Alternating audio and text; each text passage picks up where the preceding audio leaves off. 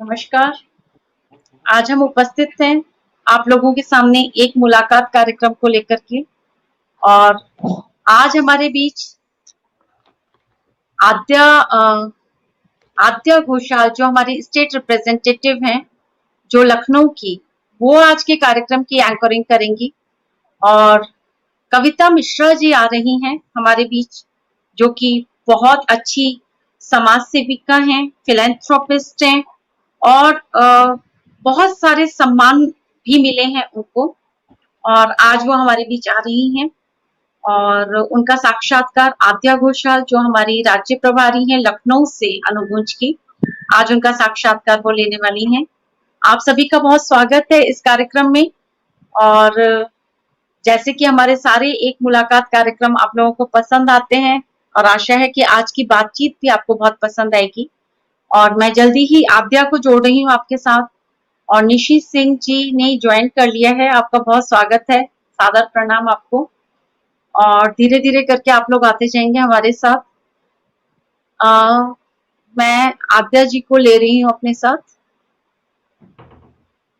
हाय आद्या, hello, good evening. प्रणाम। हाय। I think Kavita ji भी बहुत जल्दी जुड़ जाएंगी हमारे साथ और हम उनका भी स्वागत करने वाले हैं। तब तक आप जो गेस्ट आने वाले हैं उनका एक इंट्रो दीजिए, मैं उनको जोड़ने की कोशिश करती हूँ जी, और आप आप पहले अपना भी थोड़ा एक छोटा जी, सा, क्योंकि आज फर्स्ट टाइम आप आई हैं एंकरिंग करने, तो आप एक छोटा सा अपना इंट्रोडक्शन दीजिए और फिर उनका भी इंट्रोडक्शन आप दे दीजिएगा। तब तक मैं सोलो स्ट्रीम पे ले रही हूँ। जी। आप सभी शायद मुझे यहाँ पहली बार देख रहे हैं। तो मैं आपको अपना इंट्रोडक्शन दे दूँ। मेरा नाम आद्या घोषाल है और मैं लखनऊ शहर में निवास करती हूँ। अनुगुंज की मैं स्टेट रिप्रेजेंटेटिव हूँ। आप सभी का आज के कार्यक्रम में स्वागत है। तो जैसा कि आपको पता है कि हर वेडनेसडे को, हर बुधवार को अनुगुंज के फेसबुक के पेज पर एक मुलाकात का कार्यक्रम होता है और इस इवेंट में हम लोग कुछ स्पेशल पर्सनालिटीज को इनवाइट करते हैं। हम ऐसे पर्सनालिटीज को ढूंढते हैं जो जिंदगी को एक अलग नजरिए से जीते हैं। कविता मिश्रा जी हमारे साथ ज्वाइन कर चुकी हैं। नमस्ते मैम। तो नमस्ते मैम। नमस्ते बेटा। हम ऐसे पर्सनालिटीज को ढूंढते हैं जो जिंदगी को एक अलग नजरिए से जीते हैं। मकसद हमारा यही होता है कि हम उनसे बातचीत करें, उनको जानें और उनको सुने और लाइफ के एक्सपीरियंस से उनके कुछ सीखें। आज हमारे साथ इस कार्यक्रम में जो जुड़ी हैं वो बहुत ही हम्बल और प्यारी पर्सनालिटी हैं जिनका नाम है कविता मिश्रा जी और ये हमारे साथ लखनऊ से जुड़ी हैं। लाइफ एक गिफ्ट है जो हम सभी को मिलता है, लेकिन कुछ लोग इस गिफ्ट को सिर्फ अपने तक सीमित नहीं रखते हैं। वो लोग इसको बांटते हैं, या तो अच्छाई से या अपनी कला से या प्यार से वो इस गिफ्ट को दूसरों में बांटते हैं। और ऐसी ही एक पर्सनालिटी है कविता जी जो हमारे साथ जुड़ी हुई हैं। तो कविता जी से मैं एक ओपन माइक में मिली थी, पहली बार मिली थी, और जहाँ पे वो एज ए चीफ गेस्ट आई थी। और सबसे ज्यादा जो चीज मुझे उनकी तरफ अट्रैक्ट करी वो थी उनकी डाउन टू अर्थ और हम्बल पर्सनालिटी। बहुत बहुत स्वागत है कविता जी आपका इस कार्यक्रम में। बहुत बहुत धन्यवाद बेटा, थैंक यू। और मैं सबसे पहले अनुगुंज की टीम का बहुत बहुत धन्यवाद करना चाहूँगी। निवेदिता जी, भूपेंद्र जी और निवेदिता जी, 2 निवेदिता जी हैं टीम में, और आद्या स्पेशली आपका, कि जिनके माध्यम से मैं लोगों से जुड़ पा रही हूँ या उनके सामने अपनी बात रख पा रही हूँ। ये बहुत ही बड़ा मंच है मेरे लिए और बहुत ही अच्छा मौका है कि मैं लोगों से अपनी बातें शेयर कर पाऊँ। बहुत-बहुत धन्यवाद इस अवसर के लिए। जी कविता जी, तो पहले तो आप खुद को हमारी ऑडियंस से परिचय करवाइए और हमें बताइए कि कहाँ से आपकी जिंदगी की शुरुआत हुई और आपका जीवन बाकियों के जीवन से कैसे अलग रहा।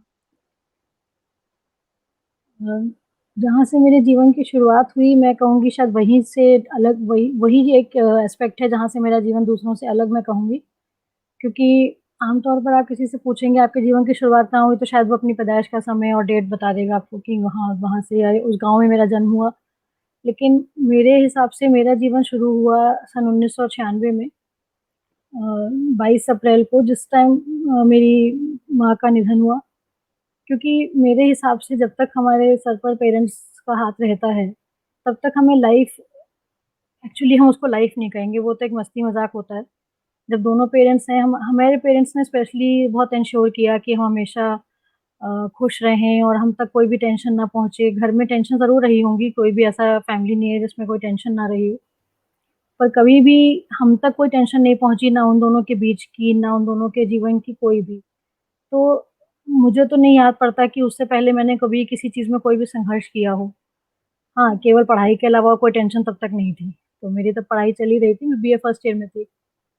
बट जैसे ही वो एक मोमेंट आया, 2 दिन मम्मी अस्पताल में थी और उसके बाद जैसे ही उनकी डेथ हुई तो उसके बाद से जो लाइफ़ में चेंजेज़ आए और तभी से मैंने लिखना भी शुरू किया था। तो मैं कहूँगी एक तरह से अगर आज मुझे लोग जानते हैं, तो मेरे लिखने की वज़ह से जानते हैं। तो लोगों के हिसाब से मेरा जीवन वहीं से शुरू भी हुआ क्योंकि मेरा लिखना भी वहीं से शुरू हुआ।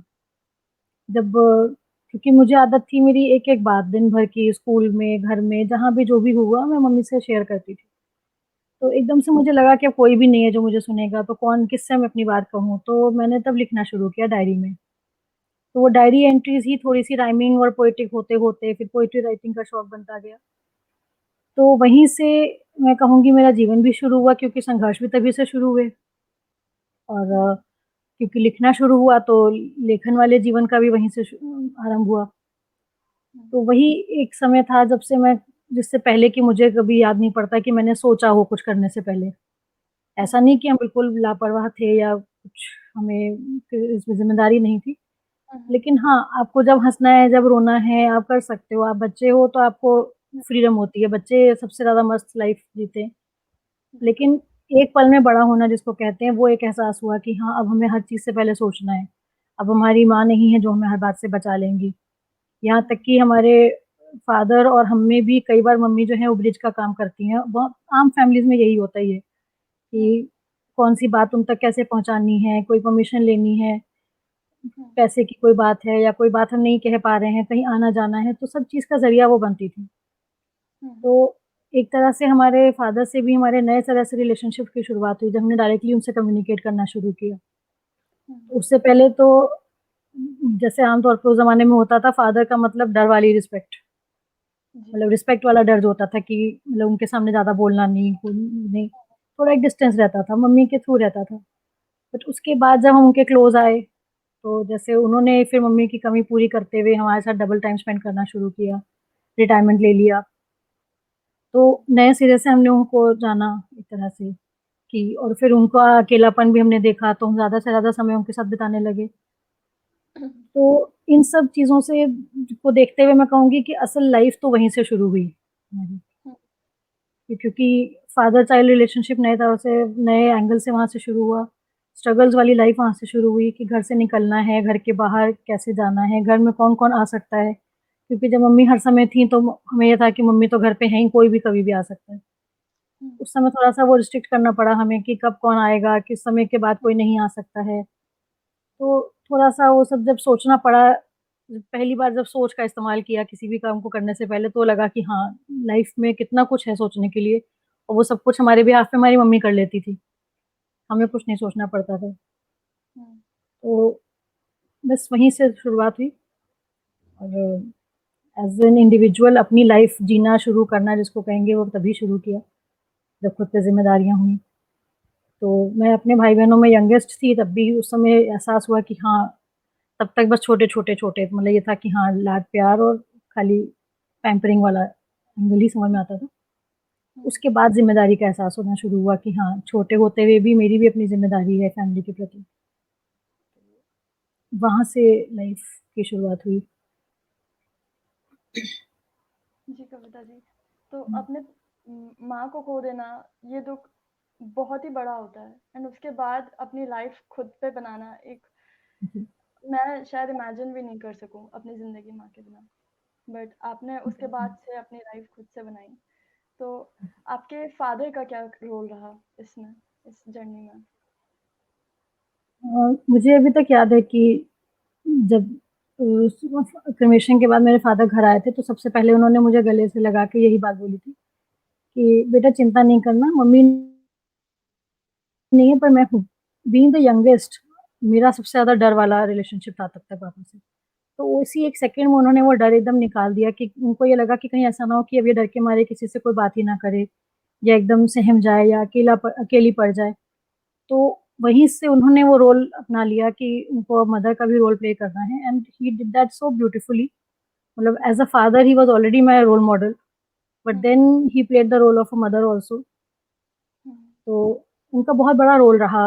बाद में हमें नए सिरे से ज़िम्मेदारियाँ हमने जब अपनाई तो उन्होंने भी काफ़ी एडजस्ट किया, काफ़ी उनकी लाइफ़ में चेंजेज़ आए because he was also so dependent on my mother for everything. Hmm, तो उन्होंने इसीलिए जॉब भी छोड़ दिया था क्योंकि हाँ, ताकि हमारी पढ़ाई में या मेरी बड़ी सिस्टर सब जॉब कर रही थी, उसमें कोई दिक्कत ना आए। तो सबसे बड़ा रोल उनका यही था कि उन्होंने हमारा रोल चेंज नहीं होने दिया। हुँ, मतलब घर तो ज़रूर हमें थोड़ा बहुत देखना पड़ा, लेकिन उनका रूटीन उन्होंने इस हिसाब से एडजस्ट कर लिया कि हमें उनके लिए ज़्यादा समय अलग से ना निकालना पड़े या हमें हमारी पढ़ाई की डिस्टर्ब ना हो। तो पढ़ाई की एक इम्पोर्टेंस और घर की जो भी ज़िम्मेदारियाँ रहें, उसके साथ भी पढ़ाई और जॉब के लिए जो एक प्रायोरिटी रही, वो सबसे हुँ, पहले हमने उनसे सीखी। और किसी भी ओके, परिस्थिति में जॉब और पढ़ाई से कॉम्प्रोमाइज़ ना करना, ये हमने उनसे सीखा कि जहाँ से हमारी लॉयल्टी है, जहाँ जो हमारी वर्क प्लेस है या जहाँ से हमें विद्या मिल रही है या जहाँ से हमारी जीविका आ रही है, हुँ, उसके लिए हमारी जो सम कमिटमेंट होनी चाहिए, हुँ, हुँ, वो हमने उनसे ली। लेकिन फिर भी जैसे उस समय उन्होंने रिटायरमेंट ले लिया तो एक वो भी उन्होंने एग्ज़ाम्पल रखा हमारे सामने कि जब आप इफ अफ़ोर्ड कर सकते हैं जॉब को छोड़ना, तब आप फैमिली को प्रायोरिटी देते हुए जॉब छोड़ भी सकते हैं। Job hmm, is very important but for family is more important. Yes. ये तो ये बैलेंस। बहुत जी, ये बहुत ही खूबसूरत बात है कि उस ज़माने में आपके फ़ादर ने आपके एजुकेशन के लिए स्टैंड लिया। इवन आज की डेट में मैं देखती हूँ कि प्रॉब्लम्स होती हैं, इस सिचुएशन में प्रॉब्लम्स होती हैं। फादर्स यूजुअली हुँ, अ, जैसे मेरे कॉलेज में भी मैंने देखा है कि लड़कियों को शादी के लिए वो किया जाता है एंड हुँ, उनके एजुकेशन को इतनी प्रायोरिटी नहीं दी जाती है। तो उस जनरेशन में आपके फादर को तो बहुत डिफ़िकल्टीज़ फेस करनी पड़ी होंगी। मुझे इससे एक कोट भी याद आ हुँ, रहा है जो ब्रिघम यंग ने दिया है कि you educate a man but if you educate a woman you educate a generation. तो कविता एग्ज़ैक्टली। जी, आपने मेरे को हुँ, आपने मुझको बताया था कि आपकी फैमिली स्ट्रक्चर जो है, जो हुँ, आज की डेट में आपकी फैमिली स्ट्रक्चर है, वो बहुत हुँ। ही यूनिक है और बहुत ही खूबसूरत है। उसके बारे में हमारी ऑडियंस को कुछ बताइए। यूनिक तो मैं इस तरह से कहूँगी कि हमारी फैमिली को अभी हाल ही में टाइटल मिला है फैमिली विदाउट अ मैन। और हुँ, मतलब इस चीज़ को ही इंस्पायरिंग माना गया है कि कैसे हम लोग बिना एक मेल पर्सन के एक फैमिली है हमारी। एक्चुअली अब मेरे फादर की भी डेथ हो चुकी है कुछ साल पहले, हुँ, तो अब हम लोग बस मैं और मेरी 2 बड़ी सिस्टर्स हैं और मेरी बेटी है, तो हम चारों एक साथ रहते हैं। तो ओ लोगों के हिसाब से हमारी फैमिली विदाउट अ मैन है बट हम लोग को इस हिसाब से ऐसा कोई फ़र्क नहीं पड़ता है और ना हमने कभी उस चीज़ को अपने रास्ते में आने दिया या अपनी पीस ऑफ माइंड डिस्टर्ब करने दिया, हुँ, क्योंकि हमने कभी उस बारे में सोचा ही नहीं। हमारे हिसाब हुँ, से पहले हम डैडी के साथ मिलकर मम्मी की सेवा कर रहे थे, फिर हम तीनों मिलकर हमारे डैडी की सेवा कर रहे थे लास्ट में। बहुत कोशिश की जब तक वो जितना भी हम उनके लिए कर पाए बट जब बिल्कुल ही जब हमारा बस नहीं चला, जब वो चले गए तो हुँ, उसके बाद हमने मतलब तब तक मेरी शादी हो चुकी थी, मेरी बेटी है। बट फिर कुछ वो ऐसा रहा कि माय मैरिज डिडन्ट वर्क, कुछ प्रॉब्लम्स रही वहाँ पर। तो मेरी दोनों बड़ी सिस्टर्स ने ये स्टैंड लिया तब कि एटलीस्ट पहले इसका मतलब सेटल हो जाए, मेरा जो भी डिस्प्यूट था। But as we know in India जैसा जुडिशियल केसेस जो चलते हैं तो काफ़ी टाइम लगा उसमें। तो उसी बीच में कहीं न कहीं ये अनकॉन्शियसली हमारे अंदर ये डिसीज़न आ चुका था मेरी बड़ी सिस्टर्स के मन में कि हुँ, अब इट्स टू लेट और करने से कोई मतलब उनके दिमाग में एक थोड़ा-सा शादी को लेकर थोड़ा एप्रीहेंशन भी आ ही जाता है जब घर में फैमिली में ऐसा कोई केस हो जाए। थोड़ा-सा उनको वो भी लगा, फिर ये लगा कि हो सकता है शादी के बाद वो किसी और शहर में हों, तो शायद वो मुझे उतना टाइम ना दे पाएँ और मेरी बेटी भी तब बहुत छोटी थी, 1 डेढ़ साल की ही थी। तो हुँ, उस घर की जो भी मैरिज की जो भी टेंशन थी, वो अनकॉन्शियसली उसके अंदर आई थी, तो थोड़ा-सा वो डिस्टर्ब रहती थी, नींद सोना नहीं चाहती थी। तो उस तरह की साइकोलॉजिकल प्रॉब्लम्स को देखते हुए, तो हम तीनों सिस्टर्स ने अनसेड ही, बिना कुछ कहे ही एक तरह से ये डील कर ली कि अब हम बस डैडी उनके शायद लास्ट के कुछ साल हैं और बेटी को देखेंगे क्योंकि उसके शुरुआत के साल हैं। दोनों में ही उनको बहुत ज़्यादा समय की ज़रूरत थी दोनों को ही। तो बस हम तीनों ने अपना पूरा डिवोशन उन्हीं दोनों को दिया। फिर जब डैडी भी नहीं रहे तो अब हमारी लाइफ ऐसे ही है कि हम 3 सिस्टर्स हैं। जैसे एक इंग्लिश मूवी मुझे याद है, three main and a cradle. तो मैं अक्सर अपने घर को टाइटल देती हूँ three women and a cradle. तो बस हम 3 हमारी एक ये हमारी फैमिली है, तो इसी तरह से यूनिक है बट बहुत ही प्यारी सी फैमिली। बहुत प्यारी। 4 लेडीज़, 4 यंग लेडीज़। लोग कमेंट भी बहुत अच्छा-अच्छा दे रहे हैं आपके उसमें Kavita ji. Family without a man, अच्छा, what a title to give. You all are very brave to face such comments. Nivedita ji ने कहा है आपको। Thank you so much Nivedita ji. ये actually very humbly I will take all the compliments और इसमें मेरी दोनों सिस्टर्स का बहुत बड़ा रोल है। अगर उन्होंने इतना सपोर्टिव मुझे नहीं दिखाया होता या उन्होंने सपोर्टिव स्टैंड नहीं लिया होता मेरे लिए, तो मेरे लिए भी मुश्किल होता। जी। और यहाँ फिर थोड़ा-सा मेरे फादर की प्रोग्रेसिव सोच है कि हुँ, उनको ये नहीं था कि बेटी की एक बार शादी कर दी तो फिर वो वहीं रहे जैसे भी रहे। जैसे ही उन्होंने सेंस किया कि मेरी लाइफ़ को भी थ्रेट है वहाँ पर शायद, तो उन्होंने हुँ, कहा कि नहीं, मैं भले ही मेरे सामने रहे लेकिन हाँ, मैंने मतलब इतना पढ़ा-लिखा के इसलिए नहीं कि वहाँ पे कुछ प्रॉब्लम हो। अगर life and it's a matter of life and death, you come back. उनका ये था। तो उन्होंने बहुत कोशिश की कि जब तक सॉर्ट हो जाए, कॉम्प्रोमाइज़ हो जाए, सब कुछ हो जाए। But when the matters got out of hand तो उन्होंने कहा कि नहीं, इट्स बेटर कि आप हमारे हुँ, साथ ही रहो। And and he gave so much security to me and to my daughter कि मतलब यहाँ तक मैं आपको बताऊँगी कि मेरी बेटी जब 4 साल की थी, तो उसको 5-6 साल की थी शायद, जब उसको पहली बार फादर्स डे का कॉन्सेप्ट पता चला। तो हम लोग थोड़ा-सा अवॉइड कर रहे थे कि शायद उस तक ये बात ना पहुँचे तो अच्छा है, otherwise she will feel bad. But she prepared a greeting card for my father and जब ओके। मैंने उसको पूछा, उससे पहले हमने ऐसी कोई बात भी उससे नहीं की थी, बट जब मैंने उससे पूछा कि तुमने नाना के लिए कार्ड बनाया, आज तो फादर्स डे है, तो बोली ग्रैंडफ़ादर में भी तो फादर आता है। वॉव! तो उसका मतलब सिर्फ़ स्पेलिंग से था, शायद ग्रैंडफ़ादर टाइटल से था, बट उसके पीछे जो थॉट थी उसकी, जी, जी। I was so proud of my father at that time कि he gave the security not only to me and my sisters but to my daughter as well. Hmm, she hmm. Also looked up to him as her father figure. Grandfather हैं तो father हैं। तो इससे पता चलता है कविता जी कि कितना प्रेम है आपके परिवार में। प्यारी-सी फैमिली है। Thank you so much. So जो आज जी हाँ।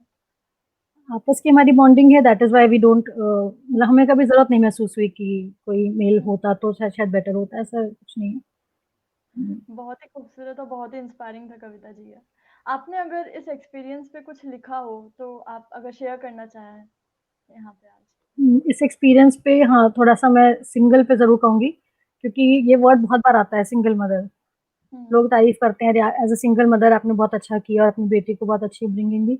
बट मुझे थोड़ी-सी ये बात कहीं न कहीं चुभती थी। मुझे लगता था कि अगर मेरी दोनों बहनें मेरे साथ हैं, हुँ, तो एक तो मैं सिंगल तब भी नहीं हूँ और एज़ अ पेरेंट हम बल्कि 2 की बजाय 3 पेरेंट्स हैं हम तो। Hmm, we hmm. Have a bonus. So why to call me a single mother?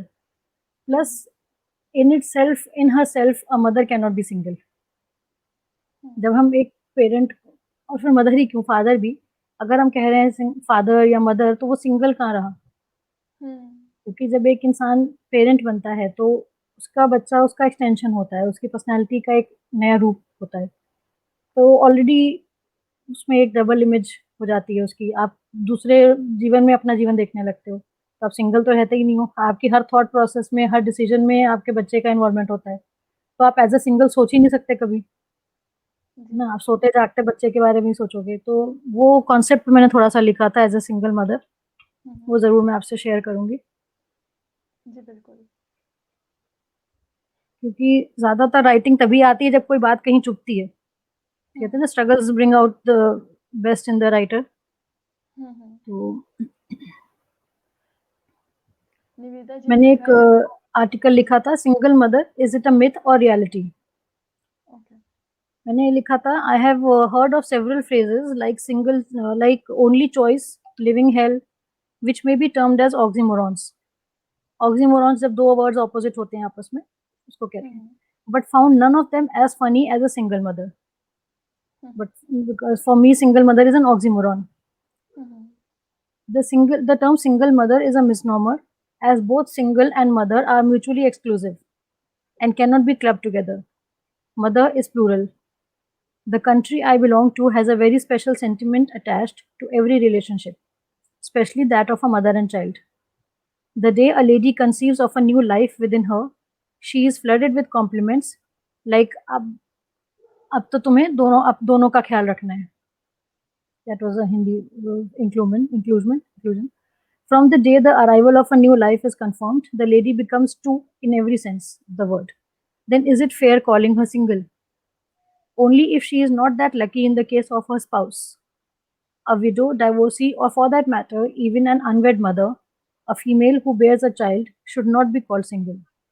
She is a mother, a caretaker, a life bearer, a guardian, a role model, and in most cases, bread earner also. The list goes endless. Playing so many roles that to par excellence, if not perfectly, she can be called anything but single. A lady might be single if she is deserted by her partner in whatever way, but only till she bears a life in her. In her child, she sees her dreams, her future, her life. The child makes her a complete being, gives her life a meaning, and then a portion of her own being breathes outside her body and also in her heart. She lives, feels, and thinks as two, becomes a mother, and no more remains single. बहुत ही खूबसूरत। सबके comments भी आ रहे हैं, कविता जी आप देख सकते हैं। मोनिका जी ने लिखा है, Kavita ji beautiful article and very Thank well you, explained. Monica ji. Thank you so much. सब लोग, सुधा जी ने लिखा, you are very strong. Thank you, Sudha ji. I believe every lady is strong.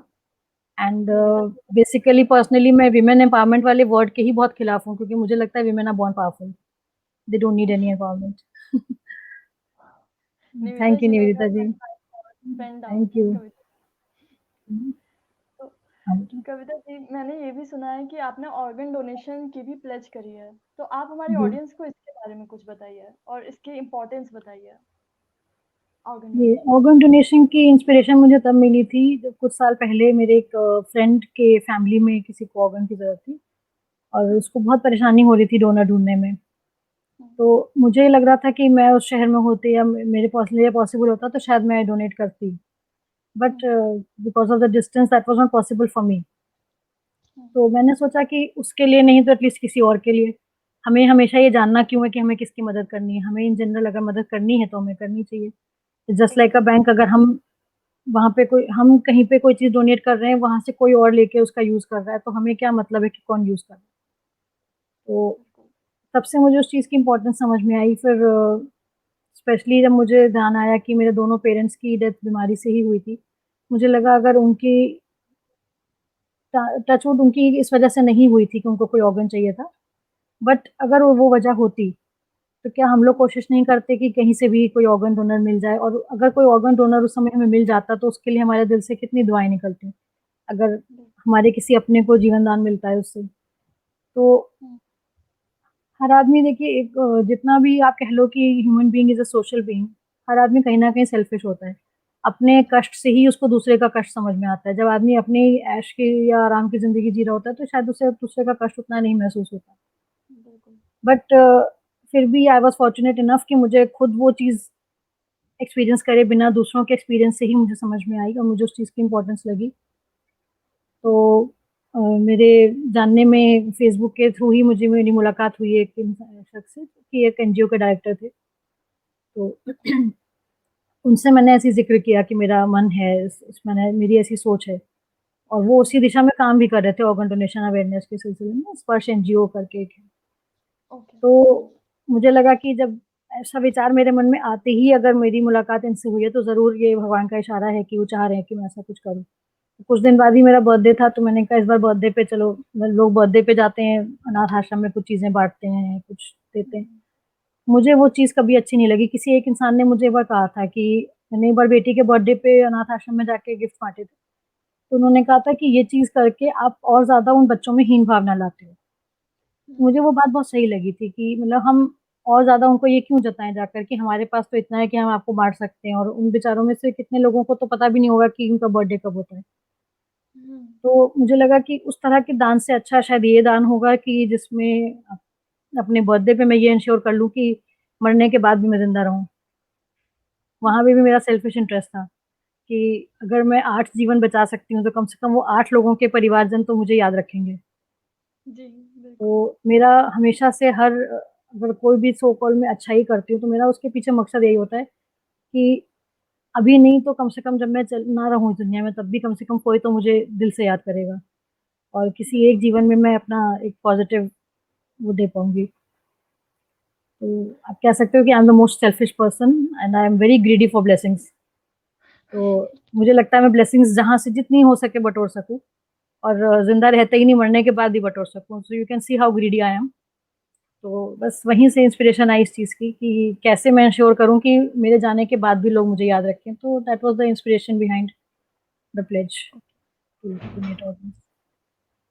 I wish ये ग्रेड सबके अंदर हो, जैसे पूरी आई दुनिया विश का आई ब्लड। विश कभी-कभी मेरा मन करता है कि ऐसी बीमारियाँ क्यों नहीं इन्फेक्शियस होती हैं। मतलब बीमारियों के साथ-साथ ऐसे विचार भी इन्फेक्शियस होने चाहिए कि कोई हमारे कुछ करीब आए तो उसको भी ये विचार लग जाने चाहिए अनकॉन्शियसली या अनवांटेडली। तो आई होप दिस बिल्कुल। Becomes infectious.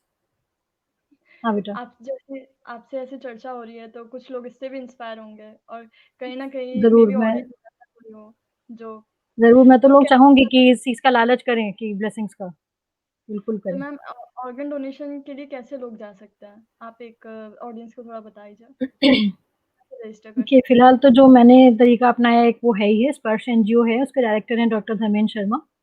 फेसबुक पर अगर आप सर्च करेंगे तो आपको मिल जाएगा। आप ऑर्गन डोनेशन सर्च करते हैं तो आपको वैसे भी मिल वहाँ पे कई बार मिल जाते हैं। तो हुँ, वो आपसे एक फॉर्म भरवाते हैं। उस हुँ, फॉर्म में आपको भरना रहता है कि हाँ, आपकी अपनी इच्छा है और घर का आपकी फैमिली का एक मेंबर उसमें साइन करता है कि ज़ाहिर-सी बात है आपके जाने के बाद कोई तो फैमिली मेंबर होगा जो उस चीज़ को आगे बढ़ाएगा। तो हुँ, वो फॉर्म भर के आप एक प्लेड्ज लेते हो एक तरह से और आपको एक डोनर कार्ड मिल जाता है। तो ओके, आप जहाँ भी जाते हो आप लोगों को इंस्पायर करने के लिए वो दिखा सकते हो जब तक हम हैं तब तक हम दिखा सकते हैं। उसके बाद हमारा जो फैमिली मेंबर है, जो हमारे बाद कोई भी, वो उस चीज़ को हमारी उस विश को उस कार्ड के माध्यम से लोगों तक पहुँचा सकता है या किसी भी कि हाँ, हमने ऐसा प्लेज़ किया था। तो हुँ, मतलब अगर मैं नहीं भी वो प्लेज़ करती तो भी मैंने अपने फैमिली मेंबर्स को अपनी ये विश एक्सप्रेस कर दी थी। जब तक कि औपचारिक रूप से नहीं भी हो पाता तब भी मैंने ये इंश्योर किया था कि वो लोग मेरे बाद ये चीज़ का ध्यान रखते। बट क्योंकि वो चीज़ें वैसे ही डेस्टिन्ड होती गईं और ज़रिया भी बन गया और तो एक जब उस तरह से एनजीओ से मैं जुड़ गई तो फिर मैंने वहाँ से प्लेज़ कर ली कि बाद में कोई ऐसा शक ही ना रहे कि कहीं मन था। तो उसमें प्लाज़्मा, आइज़ और लंग्स, लीवर काफ़ी चीज़ें आपके शरीर से जो हैं वो और लोगों तक में लग के उनको नया जीवन दे सकती हैं। तो 8 से 10 जीवन तक आप बदल सकते हो। 8 से 10 जीवन कितना बड़ा नंबर होता है, उनके लिए बिल्कुल, जिनकी ज़िंदगी बची है। तो एट लीस्ट उतना तो आप एन्श्योर कर सकते हो कि हाँ, एट लीस्ट इतने लोगों के जीवन में आप बदलाव ला सकते हो जाने के बाद भी। बिल्कुल, बाकी आप मैं भी इंडिविजुअली कहना मुझसे जुड़ चाहूँगी सकते हैं जिनको भी ऐसे मैं उनको गाइड कर सकती हूँ। ओके, तो मैं ऑडियंस से कहना चाहूँगी कि अगर आपको भी ऑर्गन डोनेशन की तरफ जाना है, तो आप कविता मैम से बात कर सकते हैं एंड बिल्कुल, बहुत ही खूबसूरत कॉन्सेप्ट है ऑर्गन डोनेशन क्योंकि हम तो चले आते हैं लेकिन आपके आपके जाने के बाद किसी के बच्चे की, किसी की मदर की, किसी के फादर की, किसी के भाई की जान बच रही है, तो इससे ज़्यादा नोबल काम कुछ नहीं हो सकता है। तो मैं तो यही चाहूँगी कि सब इस पे विचार करें, सब इसके बारे में सोचें। तो बिल्कुल सोचें। कविता जी, आपने अपने लाइफ में कई एनजीओज़ के साथ काम किया है, तो आपको इससे हुँ। क्या सीखने को मिला? और क्या वो चीज़ है जो आपको सेल्फलेसली दूसरों की सेवा करने के लिए हमेशा इंस्पायर करती रहती है? आप क्यों चाहती हैं कि लोग दूसरों के लिए हेल्प करें? देखिए, एक तो एनजीओ से जुड़ना इसी माध्यम से हुआ जैसा मैंने आपको बताया। हुँ, हुँ। तो मेनली इस एनजीओ के साथ जुड़ने का तो स्पर्श एनजीओ के साथ जुड़ने का तो मेन मकसद मेरा ऑर्गन डोनेशन का ही था और लोगों को इसके प्रति जागरूक बनाना था। फिर हुँ, उसके बाद क्योंकि जब आप कुछ ऐसा काम करते हो तो लोगों की नज़र में आता है तो उसी तरह के लोग आपसे और जुड़ते जाते हैं। हुँ, तो और फिर मेरा ये मानना है कि जब अगर आप डिटरमिन्ड हो किसी काम के लिए तो ऊपर वाला भी इस तरह के लोगों को आपके साथ जोड़ता है। जैसे अगर मैं अपनी बातें लोगों तक रखना चाहती हूँ तो उन्होंने मुझे आपसे मिलवाया जिसके थ्रू मैं कर सकती हूँ। And you are also such an inspiration. और यहाँ पे मैं मेंशन करना चाहूँगी आपके वो एनिमल क्रैश वाले कॉन्सेप्ट का, that is very inspiring to me. So I'm not here only to inspire but also to get inspired by you. Thank specially you. अगर आज का यूथ अगर इस तरह का अच्छा काम कर रहा है तो बहुत अच्छी बात है। तो वही इंस्पिरेशन कि दूसरों के लिए काम करना इंस्पिरेशन कहीं से भी आती है। एक तो यही कि जब आप अपने पेरेंट्स का कष्ट देखते हो तो आपको लगता है कि जब उनके लिए किसी ने किया, तो आपको लगता है कि हम भी किसी के लिए करें। या उनके लिए किसी ने नहीं किया तो आपको लगता है कि हमारे टाइम पे जब हमें इतनी दिक्कत हुई किसी ने नहीं किया तो क्यों ना हम उसकी भरपाई कहीं करें। तो दोनों केस में अपने पेरेंट्स की तकलीफ देखना ही एक तो मेन इंस्पिरेशन था कि कहीं किसी और फैमिली मेंबर की कोई तकलीफ हो तो वहाँ पे जितना मैं कम कर सकूँ। प्लस ये कोविड का जो पीरियड रहा पिछले साल से बिल्कुल। और चांस की बात है कि लास्ट ईयर फरवरी में मेरी बड़ी सिस्टर को हॉस्पिटलाइज़ करना पड़ा था हमें, वो वेंटिलेटर तक चली गई थी। तो एक तरह से उनका दूसरा जन्म ही हुआ जब वेंटिलेटर से वापस आना। हुँ, तो उससे भी मुझे बहुत इंस्पिरेशन मिली क्योंकि कहीं न कहीं कुछ अच्छाई थी तो लोग मुझसे जुड़े थे, लोगों ने मेरी मदद की। तो उस टाइम पे जो लोगों ने मेरे लिए किया, तो मुझे अच्छा लगा, तो मुझे लगा कि क्यों ना हम भी दूसरी साइड पे रहें कभी। Why always be on the receiving side? We should always be on the given side because life can take, तो मेरा मानना है। So when I can take so many helps and I can give so many blessings, why cannot I give help and get many blessings? Blessings भी तो आगे काम आएँगी। तो वो मैंने जैसा बताया मेन इंस्पिरेशन तो मेरा वही है, माई ग्रीड फॉर ब्लेसिंग्स। एक ही एनजीओ है शंभू का एनजीओ, मिस्टर अनुराग गोयल इनके डायरेक्टर हैं। तो ये एनजीओ मेरे नज़र में आया जब मैंने कोशिश की कोविड के दौरान जब लोगों की हेल्प करने की सोची। तो मुझे लगा कौन से ऐसे लोग हैं जो सच में लोगों तक हेल्प पहुँचा रहे हैं बिकॉज़ कई बार ऐसा होता है कि लोग हेल्प के नाम पे या तो खुद का फ़ायदा कर रहे होते हैं या कहाँ कौन हेल्प कर रहा है आपको पता नहीं है। एज़ अ लेमैन आप घर में बैठे हो, आपको नहीं पता आप कहीं अगर किसी फंड में डोनेट कर रहे हो तो क्या वो ज़रूरतमंद तक पहुँच भी रहा है कि नहीं आपको श्योर नहीं होता। तो बिल्कुल। ये एक एनजीओ ऐसी थी शंभूका फाउंडेशन जिसको मुझे ज मैंने देखा कि दे वर नॉट पोस्टिंग पिक्चर्स, मतलब वो पिक्चर क्लिक करने में नहीं बिलीव कर रहे थे बट काम कर रहे थे। हुँ, तो ग्राउंड वर्क मुझे दिखा वहाँ पर, तो वहाँ मैंने जब फ़ोन किया, बात की तो उन्होंने कहा कि हाँ, आप कैसे भी हेल्प कर सकते हो। तो मैंने तब तक तो ख़ैर सीक्रेटली था, अब पता है लोगों को। तो हुँ, थोड़ा फाइनेंशियली भी थोड़ा उनके कभी खाना पहुँचाकर जैसे आजकल उनका मिशन आहार चल रहा है। तो उस हाँ, मिशन आहार में डेली 500 लोगों तक वो लंच 500 फैमिलीज़ में लंच पैकेज पहुँचाते हैं। वो ऐसी फैमिलीज़ हैं जिनके घर से कोई ना कोई या तो हॉस्पिटल में है, कोविड पेशेंट है या घर में कोई आइसोलेटेड है, जैसे अगर घर की लेडी आइसोलेटेड है, क्वारंटाइन्ड है, तो वो खाना नहीं बना सकती। तो ऐसे हुँ, परिवारों तक वो खाना पहुँचाते हैं। तो ओके। मैंने जब उनसे पूछा कि मैं कैसे हेल्प कर सकती हूँ, आपका तो वहाँ इतनी दूर है लखनऊ में, मैं अलीगंज में रहती हूँ। तो वहाँ तक हुँ, आना और फिर खाना लेके कहीं पहुँचाना वो तो मैं कर नहीं सकती हूँ। हुँ, तो उन्होंने कहा कि हेल्प ऐसी एक चीज़ है जो आप कहीं से भी किसी की भी कर सकते हो, अगर आपके अंदर जज़्बा है। तो हुँ, उन्होंने दो कुछ फैमिलीज़ लोकेट करी जो मेरे एरिया में थी। तो उनके घर से कोई एक मेंबर आता है और हमारे यहाँ से खाना ले जा सकता है, मतलब हम कम्युनिकेट कर लेते हैं फ़ोन पर, तो या तो हम हुँ, पहुँचा दें या वो आके ले जाएँ। तो जैसे जिसके घर में खाना बनाने वाला कोई नहीं है या बीमार हैं या हुँ, कहीं-कहीं गॉड फ़ॉरबिड दोनों पेरेंट्स बीमार हैं, तो बच्चे हैं घर में अकेले। तो ऐसे लो जो मेरे एरिया में जो ऐसी फैमिलीज़ हैं, वहाँ तक खाना पहुँचाने का काम मतलब वो मैंने ले लिया। तो इस ओके, तरह से हर एरिया में कोई ना कोई है उनका एनजीओ का मेंबर। तो ये ओके। इस तरह से हम लोग पूरे शहर में हेल्प कर पा रहे हैं। अदरवाइज़ अगर आप फिज़िकली हेल्प करना चाहो तो खाली एक लिमिटेड एरिया में ही कर सकते हो। हुँ, और हुँ, जैसा हुँ, कि मैंने बताया मेरे सिस्टर बीमार हैं तो हम लोग नहीं अफ़ोर्ड कर सकते कि हम बाहर जाएँ और किसी को भी अगर इन्फेक्शन हो तो घर में इन्फेक्शन हो जाए।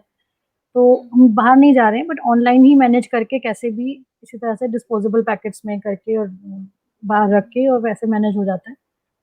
तो बस मैं उस ओके, मिशन से जुड़ी हुई हूँ और अपने घर में रह के तो इसको भी मतलब अगर कोई चाहे तो मतलब मैं वही हेल्प सजेस्ट करना चाहूँगी कि अगर आपके मन में है डिटर्मिनेशन कि आपको हेल्प करनी है, तो you don't need to leave your house, you don't need to hmm, come out of your comfort zone. आप अपने कम्फर्ट ज़ोन में अगर आप खाना बना भी नहीं सकते हो, आप कच्चा खाना भी दे सकते हो कहीं पे हेल्प करने को। सही मैं बात है। मिशन आहार तक कच्चा खाना पहुँचा देती हूँ, वो लोग उसको प्रिपेयर करके फैमिलीज़ तक पहुँचा सकते हैं। तो hmm, just you need the intention, उसके बाद हुँ, सब God's plan, God plans accordingly. Yes. सही बात है। हम सभी को आगे बढ़कर दूसरों की सेवा करनी ही चाहिए। उसमें जो खुशी मिलती है उसका कोई कॉम्पिटिशन नहीं है। मैं तो आगे भी नहीं बढ़ती हूँ, मैं तो वहीं रह के कर लेती हूँ। वहीं रहकर भी कर सकते हैं। ना बिल्कुल, कभी-कभी ना बिल्कुल। आपको पैसे देने की भी हुँ, ज़रूरत नहीं होती, आप जी, खाना देके कर सकते हो बिल्कुल, हेल्प। तो सही आपने बहुत ही अच्छी जानकारी दी कि बस नोबल थॉट होना चाहिए और फिर भगवान रास्ता दिखाई देता है। बिल्कुल। निवेदिता जी थैंक का यू भी है निवेदिता जी, वेयर बिल्कुल there where is a there is a will there is a way. Neelam ji का भी है very noble thoughts matched with equally hmm, noble action. Thank तो you Neelam ji, thank you so much. कुछ लोग सिर्फ वर्ड्स बोलते हैं बट आपने करके दिखाया है लाइफ में। आप वो कह रही हैं जो आपने एक्चुअली किया है लाइफ में। तो ये बहुत ही इंस्पिरेशनल बात है। मैं एक्चुअली टीचर रही हूँ, तो मुझे लगता है कि प्रीचिंग की बजाय टीचिंग या एक्शन में ही ज़्यादा बिलीव रहा है मेरा। बाकी ये तो हम सबको पता है हमें क्या करना चाहिए। जैसे हमारी एक हुँ, टीचर थी, वो क्लास में जब आती थी, तो वो बस पढ़ाने लगती थी और वो इतना अच्छा पढ़ाती थी कि हम लोग सब चुप हो जाते थे। तो हुँ, एक बार किसी ने उनसे पूछा भी कि आप एक बार क्लास में जाके कहते भी नहीं हो कीप क्वाइट। हुँ, हुँ, तो क्यों आप तो कह रही मुझे पता है ना, बच्चों को भी पता ही है कि जब टीचर आ गई है तो चुप रहना है। अगर मैं अच्छा हुँ, पढ़ाऊँगी तो वो अपने आप चुप हो जाएँगे, अगर मैं अच्छा नहीं पढ़ाऊँगी तो शोर करते ही रहेंगे। तो वहाँ बिल्कुल, से बिल्कुल। मेरे दिमाग में ये आइडिया आया, देखिए जैसा मैंने कहा कि आप कहीं से भी इंस्पिरेशन ले सकते हैं। हुँ, हुँ, हुँ, तो बिल्कुल। वहाँ से एक छोटी-सी बात से मुझे ये इंस्पिरेशन मिली कि पता हम सबको है हमें क्या करना चाहिए। हुँ, अगर मैं आज की डेट में लोगों से कहूँ हमें झूठ नहीं बोलना चाहिए, हमें सबकी मदद करनी चाहिए, तो पता तो सभी को है। कैसे करनी बिल्कुल। चाहिए अगर वो आप बता सकते हो तो it will be a big help, हुँ, है ना? अगर मैं कहूँ कि इस हालात में हमें लोगों की मदद करनी चाहिए, किसी के लिए बुरा नहीं बोलना चाहिए, बुरा नहीं सोचना चाहिए, तो ऐसा तो है नहीं कि किसी ने स्कूल में मॉरल साइंस पढ़ी नहीं है, सबको मॉरल रूल्स पता है। हुँ, बट हुँ, फिर भी अगर वो कर रहे हैं तो वो उनकी मर्ज़ी है, आप उनको फ़ोर्स नहीं कर सकते हो। हुँ, तो आप अपने एक्शन से ही ज़्यादा इंस्पायर कर सकते हो कि हाँ, हम ये कर रहे हैं, अगर लोगों को सही लगेगा तो लोग भी वैसा ही करेंगे। करेंगे। अदरवाइज़ अगर आप किसी को बताने बैठोगे कि ये अच्छा है, ये सही है, ये गलत है, तो उसे ऑलरेडी पता है, तो वो कहेगा हाँ, ये तो मुझे पता है चलो, हुँ। ये कौन-सी नई बात बता रहे हैं। कविता जी मैं जानना चाहूँगी आपसे कि ऐसे कौन से मतलब आपको अभी ये स्टेज मिला है, तो ऐसा कौन-सा एक सोशल इश्यू है जिसको आप हाइलाइट करना चाहेंगे स्टेज पे?